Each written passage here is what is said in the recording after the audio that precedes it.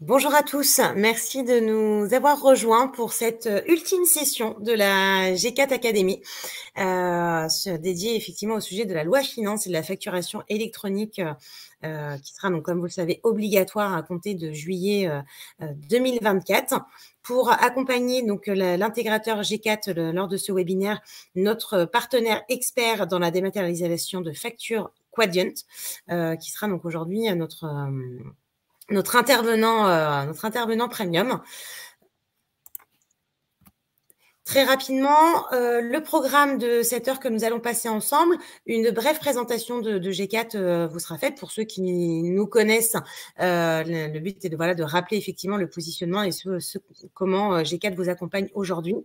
Également, après, je passerai la main donc à Quadient pour vous faire une présentation de l'entreprise. Et puis, nous passerons enfin dans le vif du sujet sur cette loi finance liée effectivement à la facturation électronique qui sera obligatoire. Et enfin, nous prendrons le temps de répondre à l'ensemble de vos interrogations. De fait, G4, donc qui existe aujourd'hui donc depuis 2006 en fait, est un intégrateur de solutions de gestion. On se veut vraiment aujourd'hui le partenaire en fait de la transformation digitale des entreprises et l'on accompagne les PME et ETI, donc en tant qu'intégrateur de solutions de gestion et surtout en tant que prestataire de services. Il faut savoir qu'en fait, G4 a été créé par l'Alliance des 4, voilà, donc 4 associés qui aujourd'hui avaient en fait différentes connaissances sur des enjeux métiers, que ce soit sur la partie comptabilité, sur la partie finance, sur la partie ERP. Ils ont effectivement combiné l'ensemble de leurs valeurs, de leurs forces et de leur expertise afin d'accompagner l'optimisation dans les process métiers et notamment dans l'ère de la digitalisation. Puisque j'aime à reprendre en fait l'un des directeurs associés de G4 qui est Vincent Gauthier, qui souvent fait le parallèle dans ses voyages en train en disant qu'il y a quelques années, quand il prenait le train, tout le monde était avec ses papiers, ses fichiers Excel un petit peu dans tous les sens, et qu'aujourd'hui, quand on se balade dans le train, tout est sur smartphone, tout est sur de la partie data visualisation, on fait tout en totale mobilité. Effectivement, la mobilité a été optimisée et se développe encore aujourd'hui. Et la dématérialisation, effectivement, donc de la facture ne fait pas objection à la règle. Puisque c'est le but de ce webinaire aujourd'hui, comme vous le savez, donc l'obligation sera en juillet 2024 pour l'ensemble des TPE-PME de fournir ou de pouvoir recevoir donc des factures électroniques, mais je laisserai le soin effectivement à Wafa, donc de Quadient, de vous donner tout le détail. Mais notre but, nous, en tant qu'intégrateur aujourd'hui, c'est de vous apporter donc des conseils, des solutions et surtout du service autour de différentes thématiques, et donc aujourd'hui sur cette thématique de la dématérialisation, puisque si je puis faire un autre parallèle, on aime bien comparer, nous, en interne, la dématérialisation de factures avec les Jeux Olympiques, puisqu'on sera sur la même période de juillet 2024, sauf que exactement comme pour les JO, et effectivement, on ne devient pas champion du jour au lendemain, il faut se préparer. Et c'est là tout l'accompagnement qui vous est proposé par G4 sur ce sujet de la démat, mais également sur la partie ERP, CRM, Business Intelligence, mais également SIRH. C'est de pouvoir vous accompagner et déployer les moyens qui vous permettront d'optimiser l'ensemble des processus de gestion et la transformation numérique de votre entreprise. Le webinaire auquel vous participez aujourd'hui, donc comme je vous le disais, est un webinaire donc en collaboration avec notre partenaire expert Quadient. Il est intégré au sein d'un parcours de webinaire autour de la transformation digitale des PME. Et très rapidement, pour vous donner un petit peu plus d'informations sur G4. Voilà, donc le but, c'est vraiment d'avoir cette alliance de technologie pour accompagner l'ensemble des entreprises. Et donc, pour savoir cet accompagnement premium et vraiment de qualité dans les besoins de demain, nous avons fait le choix de nous orienter sur différents partenaires, et c'est sur cette partie dématérialisation, il était pour nous une évidence de s'orienter avec Quadient et de partager leur expertise en tant qu'expert sur la partie dématérialisation. Mais je vous en dis pas plus, je laisse le soin à Wafa de présenter l'entreprise l'entreprise Quadient, mais également surtout de faire le point sur ces enjeux de demain que sont la dématérialisation de factures. Bonjour à tous, donc je vais commencer par me présenter. Je suis Wafam Ahmed, chef de produit solutions digitales, chez Quadient et spécifiquement sur les solutions, adressées aux responsables financiers, aux directeurs financiers, que ce soit des solutions de démat de facture en entrant ou en sortant.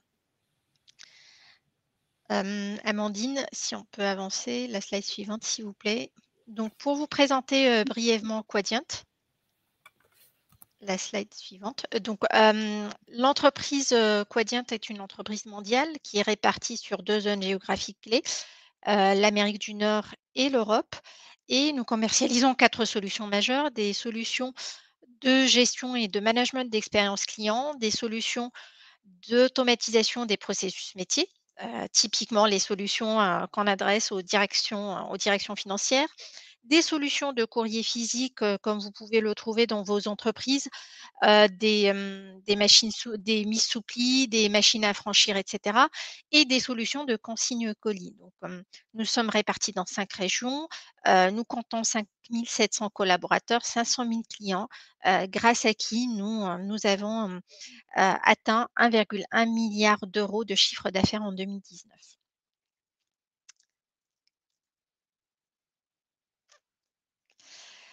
Donc, pour, vous mettre un petit peu dans le cadre de ce webinaire, je vais me permettre de faire un rappel rapide sur la facturation électronique, ses différentes méthodes et ses conditions d'acceptation. Donc une facture électronique est une facture qui est créée, envoyée, reçue et conservée sous forme électronique et dans les conditions légales en vigueur. Donc il y a 3 méthodes. Il y a la méthode EDI, qui consiste à avoir une facture électronique structurée, donc un fichier informatique, structuré, normalisé. Ce type de facture a une validité légale assurée et généralement, on a recours à cette méthode de facturation quand on est sur des grandes volumétries. Par contre, la contrainte, c'est que le destinataire de notre facture doit l'avoir mise en place aussi. La deuxième méthode, c'est le PDF signé, donc c'est la facture électronique non structurée, c'est le fichier PDF qu'on peut envoyer à partir de son ERP. Par contre, il faut qu'il soit signé pour, justement avoir une validité légale. C'est une méthode qui est relativement simple à mettre en œuvre et généralement c'est une méthode, auquel ont recours les structures qui ont des volumétries moyennes de factures, de type, TPE-PME. La piste d'audit fiable, donc on peut continuer à mettre ses factures, comme on le souhaite. Cependant, on est lié par une contrainte légale, qui consiste à renforcer tous les contrôles, en interne, à documenter tout le processus de facturation. Donc ça cela nous permet de nous affranchir d'une méthode EDI ou d'un PDF signé et cetera, si on ne souhaite pas être dans un mode un peu plus, digital, informatisé.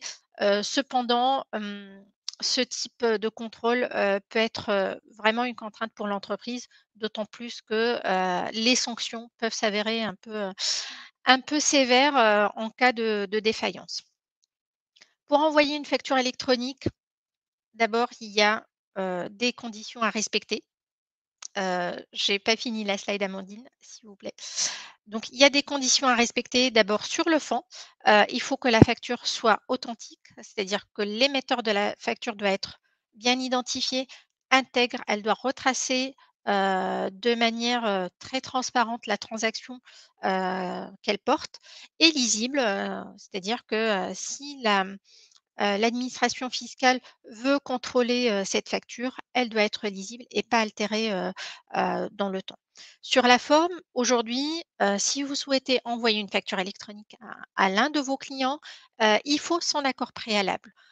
Pourquoi? Parce que, il a peut-être pas les moyens de traiter, ce format de facture, mais aussi pour des raisons, je dirais un peu culturelles, de vouloir garder le papier et manipuler du papier.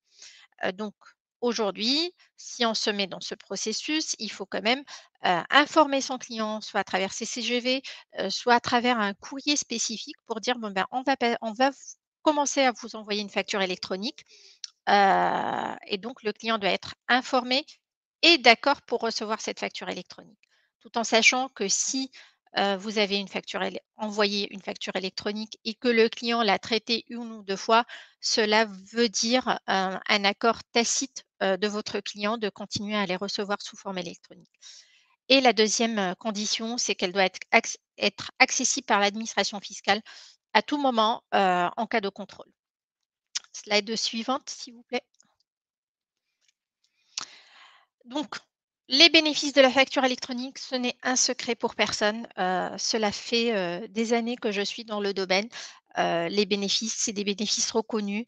Donc, voilà, en tout p enfin, pour être pragmatique, donc un bénéfice financier.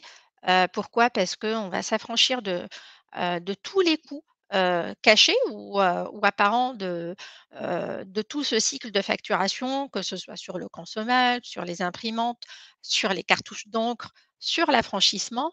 Mais aussi, on va pouvoir, récupérer du cash assez rapidement, éviter, tous les coûts de recouvrement, de relance et cetera, quand on est sur une approche, instantanée d'envoi de factures et de traitement de factures. Du point de vue productivité, cette automatisation de processus ou cette digitalisation va permettre à vos équipes de pouvoir se focaliser sur des missions à plus forte valeur ajoutée, des missions de réflexion. Et donc, on va déléguer toutes les missions chronophages au, au système informatique et à l'intelligence artificielle qu'on embarque dans les solutions de démat. Et donc, on a noté une réduction, des délais de traitement des factures qui peuvent aller jusqu'à 42.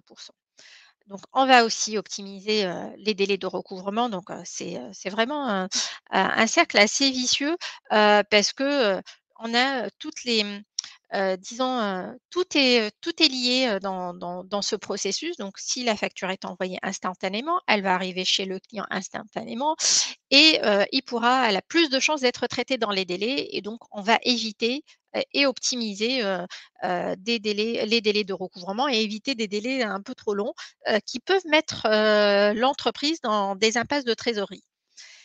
Et le dernier point sur, cet aspect productivité, c'est que les informations, elles vont être traitées, par des systèmes intelligents, et donc il y a moins de risques d'erreur. Heu, Pourquoi? Parce qu'il y aura moins d'intervention humaine. Ceci dit, l'homme restera aussi le maître de la situation parce que derrière chaque système, il y a un homme. Du point de vue innovation, ça permet d'embarquer votre entreprise dans une modernisation des processus, hem et dans une transformation digitale de l'entreprise qui est un concept, très, très, en vogue, depuis quelques années, et de s'impliquer dans une démarche RSE parce que, il y aura moins de manipulation de papier, et donc on va réduire, sa consommation de papier, l'empreinte carbone et cetera. Et du point de vue relations commerciales, et c'est un aspect qui n'est pas toujours, très visible, dans les bénéfices. D'abord les litiges, ils vont diminuer. Pourquoi? Parce que, quand on dit facture électronique, cela veut dire qu'on a mis des systèmes et des outils collaboratifs, pour pouvoir, justement, mettre en place cette facture électronique dans les échanges avec nos clients. Donc ils auront peut-être, en fonction de l'outil qu'on a, accès, à cette facture électronique en temps réel, et donc il y aura plus ces problématiques de: «Je n'ai pas reçu la facture, elle a atterri chez une autre filiale, elle est arrivée chez un collaborateur et donc il ne savait pas qui devait la traiter». Et donc tout cela, c'est de la perte de temps et c'est de la perte d'argent, quand on doit se faire payer, dans les délais, ces factures. Et donc ça évite aussi, les litiges avec les clients. Pourquoi? Parce que les informations vont être traitées rapidement et vont surtout être disponibles et accessibles pour tout le monde. Et donc, voilà, au vu de ces éléments, la relation commerciale, va être, améliorée, parce qu'on a les moyens de suivre, et de tracer, toute cette transaction et cette facture qu'on aura envoyée à nos clients. Slide suivante, s'il vous plaît. Alors, cette facturation électronique obligatoire à partir de 2024, qu'est-ce qu'on pourrait en dire? D'abord, il faudra un peu reprendre les dates clés pour comprendre, pourquoi on est arrivé à ce stade, peut-être un stade de maturité, de cette démat des factures, sur le marché français. Hem En 90, c'était, l'EDI fiscal qui a été, mis en place. Ensuite, pendant les années, début des années 2000, le PDF signé. La piste d'audit fiable qui est venue, vers les années, 2010 pour, donner encore plus de souplesse, aux entreprises et en 2014, il y a une loi qui a été votée pour les fournisseurs des administrations publiques et de l'État, pour qu'ils puissent transmettre toutes leurs factures, au gouvernement à travers une plateforme qui s'appelle le portail Chorus Pro. Cela s'est fait de manière progressive, comme vous pouvez le voir sur le schéma. Donc ça a commencé en 2017 et la dernière phase de déploiement, c'était en janvier 2020, et le calendrier s'est fait en fonction des catégories d'entreprises et des tailles d'entreprise. Donc cette étape a donné des résultats qui sont quand même assez satisfaisants. 100 000 000 de factures ont, transité sur cette plateforme Chorus Pro, par an. Donc ce qui n'est pas du tout négligeable et ça a permis, aussi, d'intégrer ce concept de facturation électronique, dans les processus de certaines entreprises, notamment les fournisseurs de l'État. Donc en 2020, il y a l'article 153 de la loi de finances qui a prévu de rendre obligatoire, suivant un calendrier progressif, cette facturation électronique. Donc, le calendrier a prévu à peu près les mêmes modalités que ce qui a été, prévu pour Chorus Pro.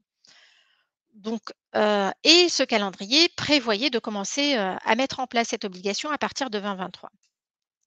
Il y a 1 mois et demi, 1 mois et quelques jours, le 15 septembre, suite à un conseil des ministres, on a décidé de décaler, cette échéance à 2024, au 1er juillet 2024, pour permettre à tout l'écosystème, d'être prêt pour cette nouvelle réglementation et de mettre en place, toutes les dispositions nécessaires.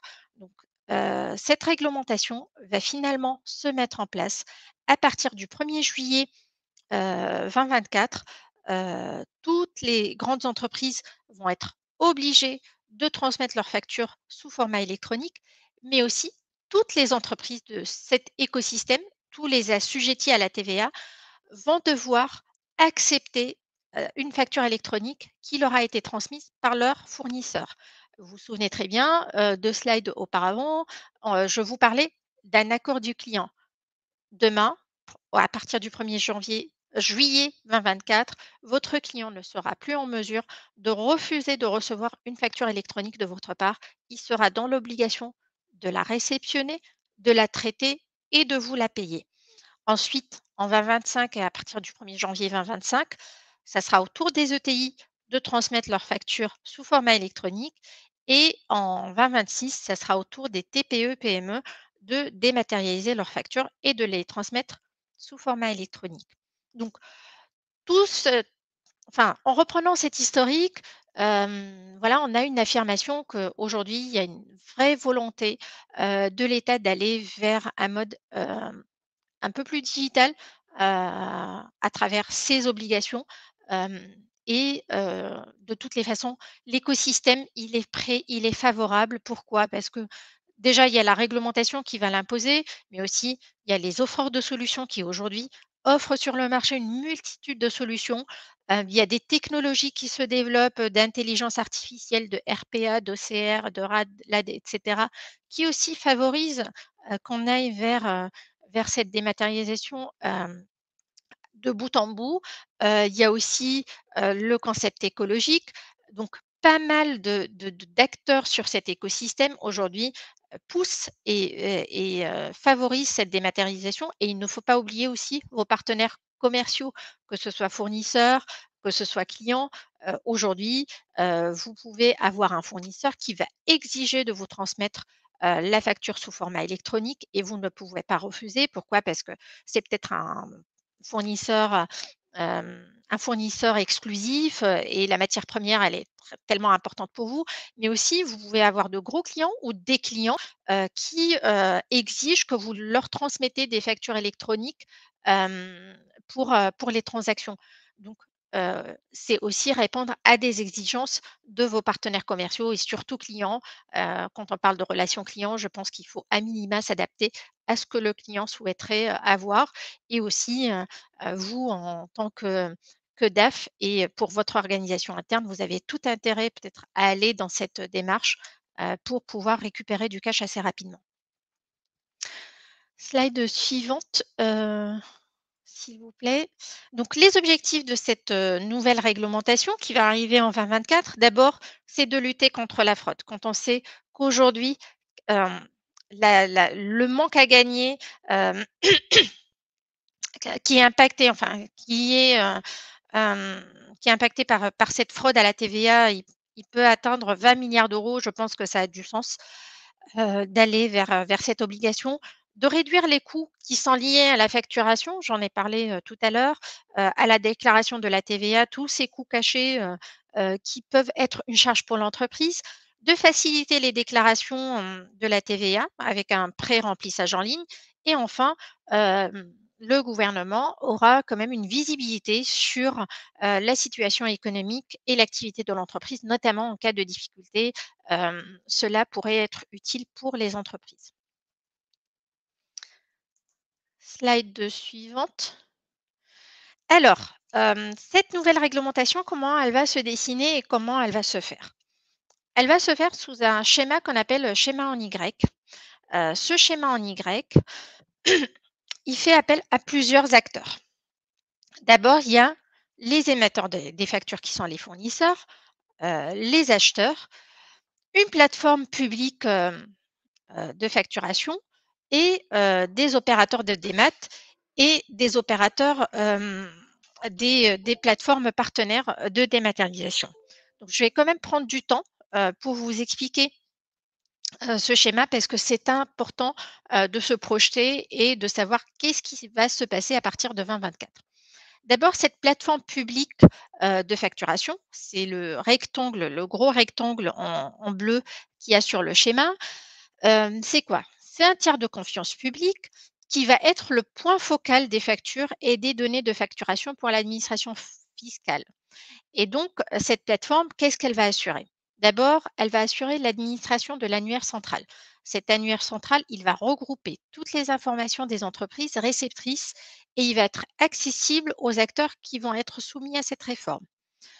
L'autre rôle aussi de cette plateforme, c'est de prendre en charge, la transmission des factures électroniques pour les assujettis qui ne passent pas par des plateformes partenaires. C'est les petits cercles bleus qu'on appelle plateformes partenaires. Donc si, vous êtes, émetteur de factures et que vous n'avez pas une solution de démat, vous n'avez pas recours à un opérateur de démat, vous pouvez directement saisir ou transmettre vos factures sur la plateforme, publique, de facturation.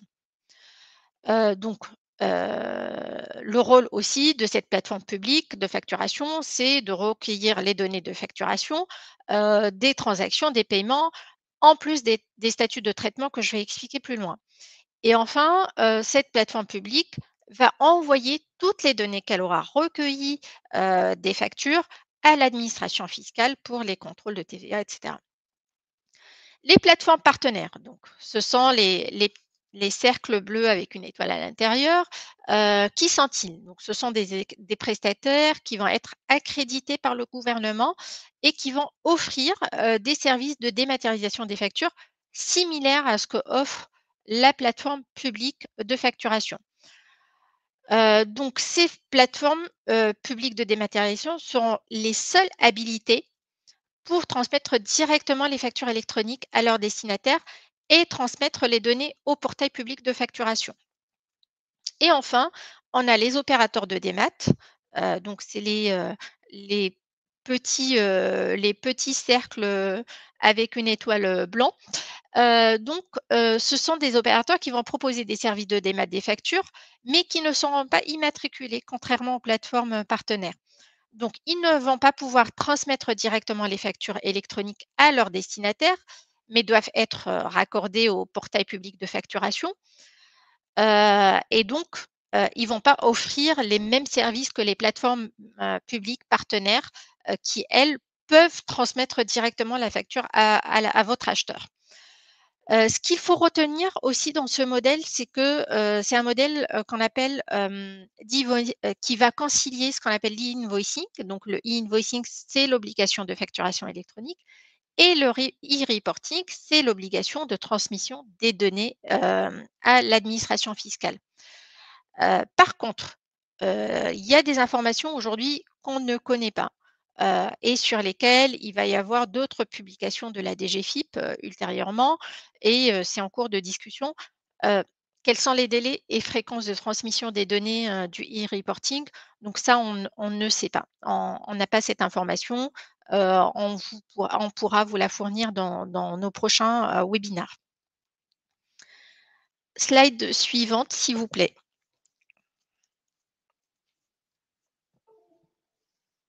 Donc, les enjeux pour le DAF de demain, ils ne vont pas changer. Donc, avant, on avait des problématiques de on va améliorer l'efficience de la fonction financière, on doit être conforme, on doit fluidifier, sécuriser la circulation des données, on doit améliorer la relation avec ses partenaires commerciaux, etc.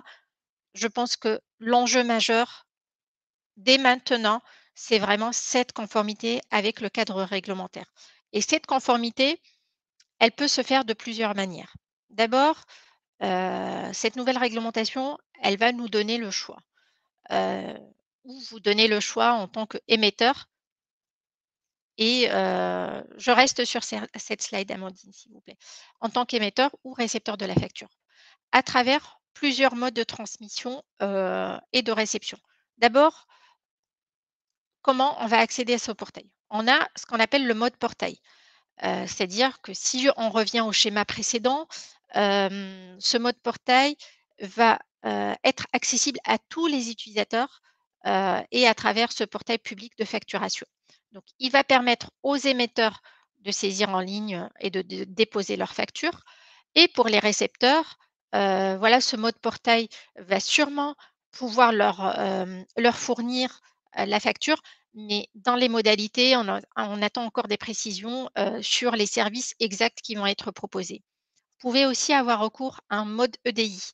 Le mode EDI, il va consister pour les émetteurs, hem, que ce soit fournisseurs ou leur plateforme de démat, qu'ils utilisent, à échanger des informations sous format structuré standardisé. Donc je vous ai expliqué un petit peu, l'EDI tout à l'heure, cela va pouvoir se faire à partir de leur système d'information.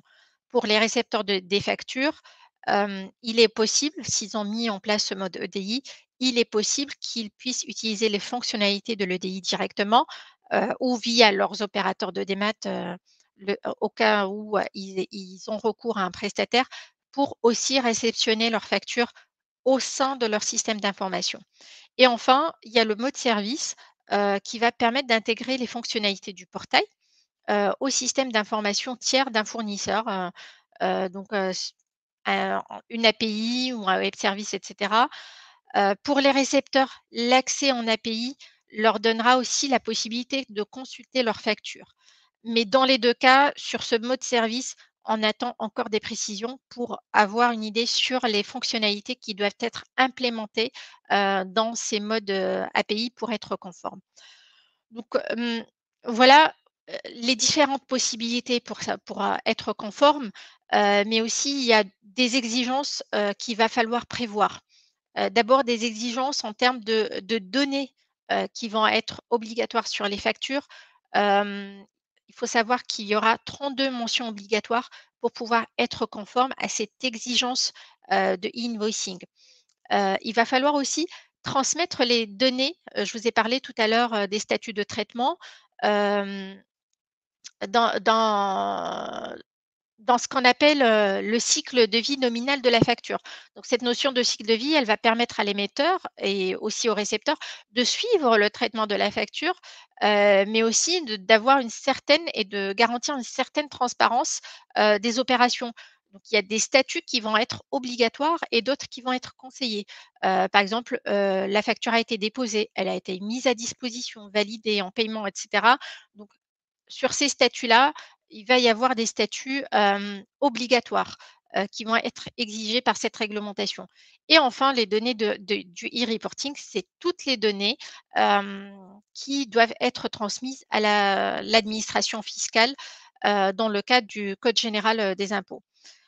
Il y a aussi les données d'identification. Donc, toutes les entreprises qui vont utiliser le portail, que ce soit en émission ou en réception, doivent être identifiées via des données spécifiques, que ce soit un SIRET ou un numéro de sirène.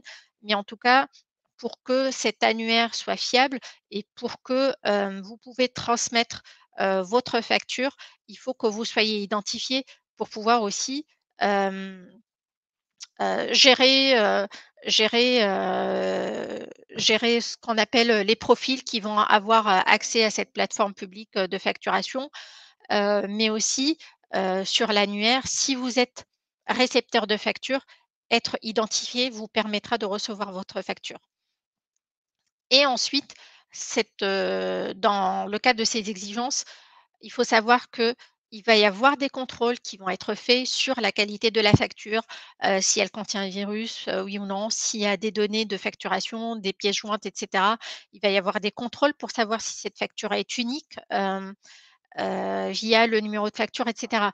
Donc franchement, le cadre réglementaire va être quand même un sujet sur lequel il faudra se pencher dès maintenant, parce que ce qui est demandé demande du temps, demande de l'anticipation et demande aussi un assainissement des processus et une remise à plat de ce qu'on fait aujourd'hui. Slide suivante, s'il vous plaît. Et c'est dans ce cadre-là, justement, que je vais vous donner quelques bonnes pratiques pour justement anticiper cette nouvelle réglementation et cette conformité et ne pas la prévoir la veille de l'obligation. Donc, première étape, d'abord, c'est d'auditer vos systèmes en interne, votre processus en interne. Cet audit, il va vous permettre de répondre à plusieurs questions. D'abord, comment je fonctionne aujourd'hui? Quel est mon besoin?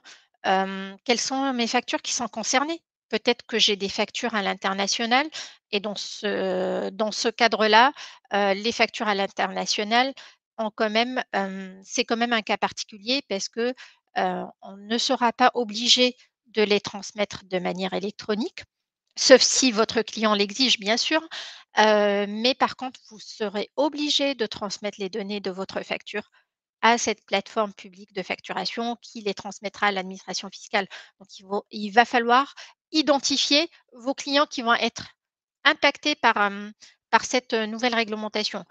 Quelles sont vos ressources aussi en interne pour pouvoir aborder et mettre en place ce projet? Quelle est votre infrastructure technique aujourd'hui? Est-ce que vous êtes équipé, pas équipé? Est-ce que vos systèmes d'information vont être compatibles, et cetera? Donc il y a pas mal de questions qu'il faut se poser, dans cette phase d'audit. Ensuite, le mode et format adéquat. Donc, en fonction de cet audit, il faut être capable d'identifier le mode et le dépôt adéquat à votre besoin.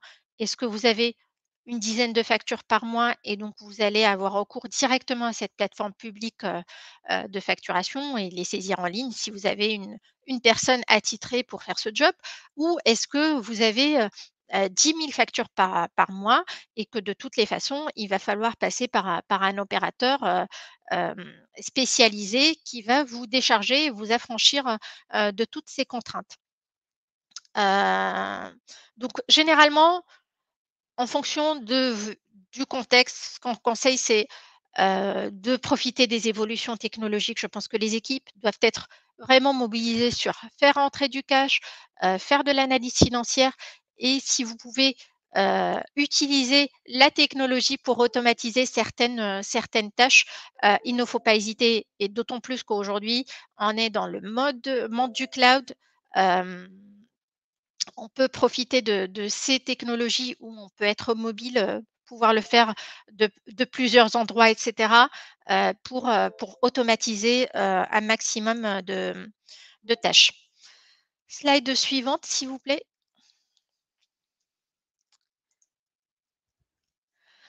Je vous ai parlé tout à l'heure des informations, qui vont être exigées et d'une facture de qualité.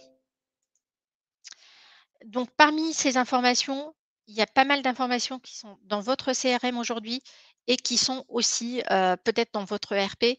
Donc il ne faut pas à faire un travail de fond sur ces informations, un travail d'enrichissement, d'assainissement, pour justement pouvoir avoir les bons numéros de SIRET, qui vont aussi, être dans cet annuaire central et qui va vous permettre aussi d'identifier votre client, si vous passez par cette plateforme, public. Donc il y a pas mal de travail, à faire, pour avoir une bonne qualité de facture, mais aussi pour pouvoir avoir des contacts, de qualité, et ne pas être, voir sa facture, rejetée parce qu'on n'a pas pu identifier, on n'a pas le bon numéro de SIRET et on n'a pas pu identifier votre récepteur de facture. Et ensuite, le processus de facturation adapté, je vous en ai parlé. Si votre client n'est pas concerné par cette réforme, bon ben voilà, peut-être qu'il sera facturé suivant un autre circuit. Si par contre il est concerné par cette réforme, il faudra pouvoir l'identifier dans vos systèmes, pour pouvoir, intégrer les champs nécessaires, dans la facture et pour que les systèmes intelligents puissent lire ces champs et transmettre la facture au bon, destinataire. Et enfin, sur les 2 dernières étapes, d'abord, il y a les tests. Une fois que vous avez choisi votre solution, heu, que, vous avez quand même avancé sur votre cahier des charges et vous avez mis en place, le système adéquat, il ne faut pas hésiter à faire tous les tests nécessaires pour être prêt le jour J et pour justement avoir une mise en prod, concluante. Donc la phase de test, c'est une phase qu'il ne faut pas négliger. Pourquoi? Parce qu'elle va conditionner la réussite aussi de votre projet et pouvoir, aussi remonter toutes les anomalies et les fonctionnements, avant le jour J. Et la dernière étape et qui n'est pas du tout négligeable, je pense que l'audit et l'accompagnement au changement, ce sont des étapes clés dans votre projet. L'audit pour, justement pouvoir avoir une vision globale, un aperçu détaillé de ce que vous avez, mais aussi l'accompagnement du changement. Pourquoi? Parce que n'oubliez pas que vous avez des hommes que vous allez embarquer dans cette aventure et dans ce changement, et il ne faut pas hésiter à leur communiquer, hem, toutes les informations par rapport à ce changement. Comment va évoluer leur métier? Comment va évoluer leur quotidien? Et qu'est-ce que vous prévoyez de faire? Je pense que, peut-être à travers un key user, une personne référente, dans certaines équipes, cela peut valoriser la personne, mais aussi, elle peut aussi redescendre les informations, nécessaires pour justement, les faire adhérer, les impliquer dans les phases du projet.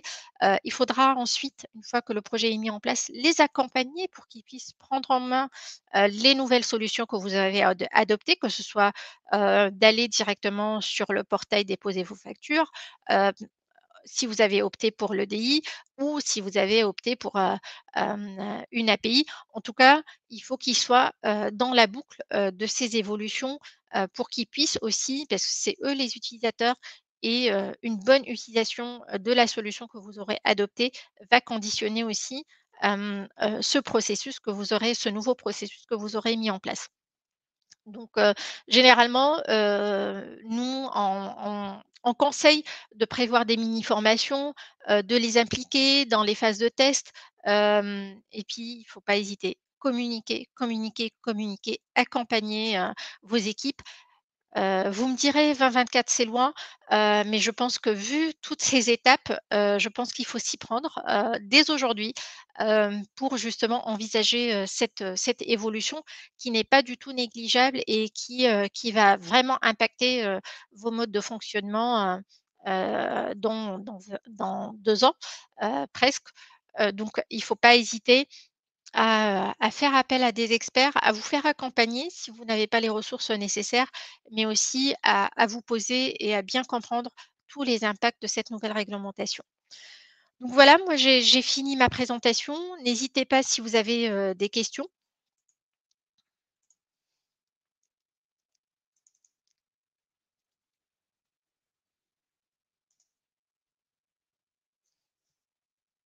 Merci beaucoup Wafa et effectivement n'hésitez pas à utiliser donc la plateforme, questions, de l'outil Livestorm. Nous allons prendre le temps de répondre à vos différentes, interrogations.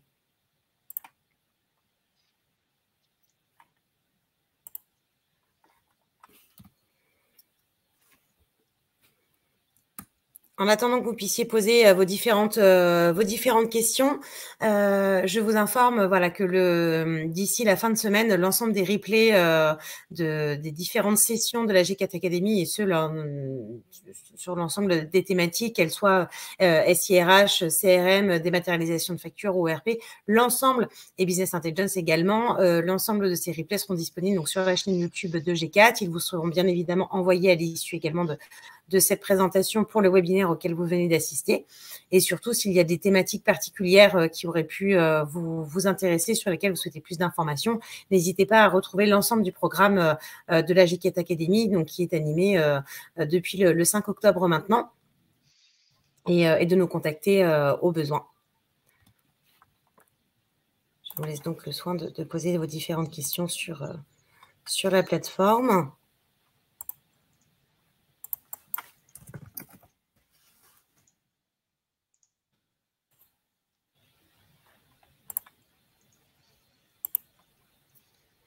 Alors, on a déjà quelques questions qui sont arrivées.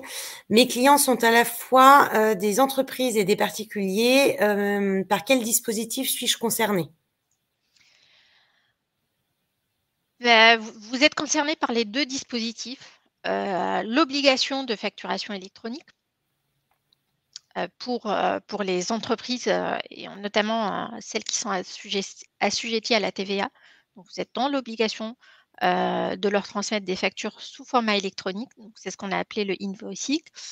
Vous êtes aussi dans l'obligation de e-reporting, c'est-à-dire toutes les données de ces factures électroniques pour les entreprises, assujetties doivent être transmises à l'administration fiscale via cette plateforme, publique. Et pour les clients particuliers, il y a une obligation, c'est l'obligation de e-reporting. Donc la plateforme publique, de dématérialisation va se charger d'extraire les données nécessaires à l'administration. Mais en tout cas, aujourd'hui, vous ne serez pas obligé de transmettre vos factures, sous format électronique si vous avez des clients particuliers. Nous avons une autre question. J'ai des clients dans les DOM.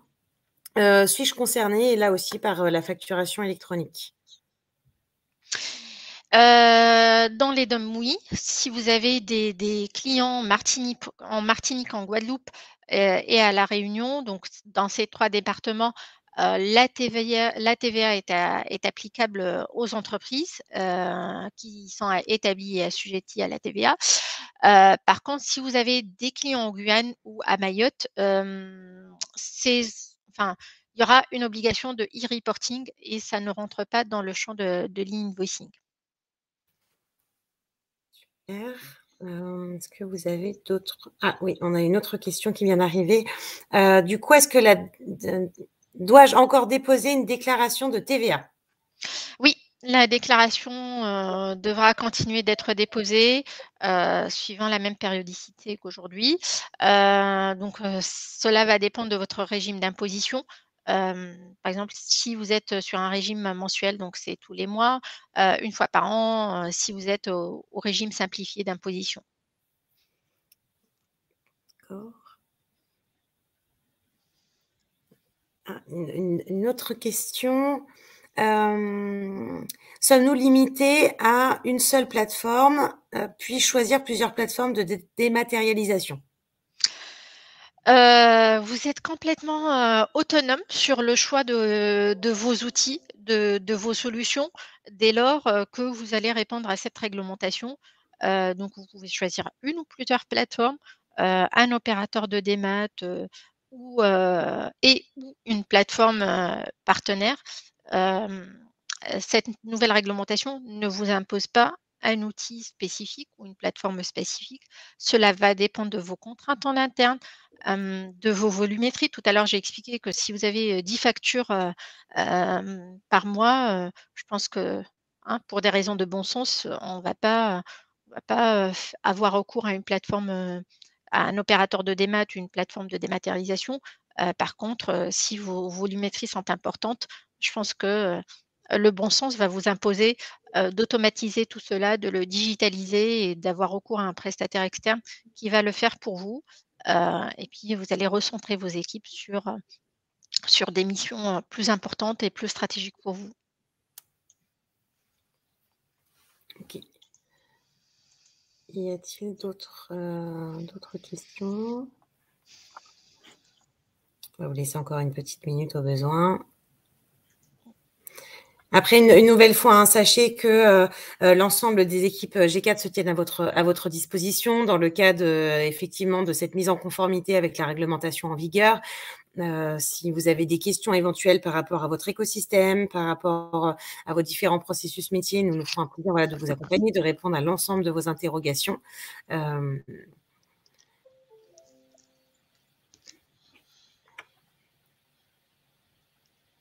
Alors visiblement, nous n'avons pas d'autres questions. De fait, il ne nous reste plus qu'à écouter, à vous remercier pour votre attention, pour votre participation à cette présentation. Une nouvelle fois, sachez que le replay vous sera donc partagé très prochainement et accessible sur notre chaîne YouTube d'ici la fin de semaine.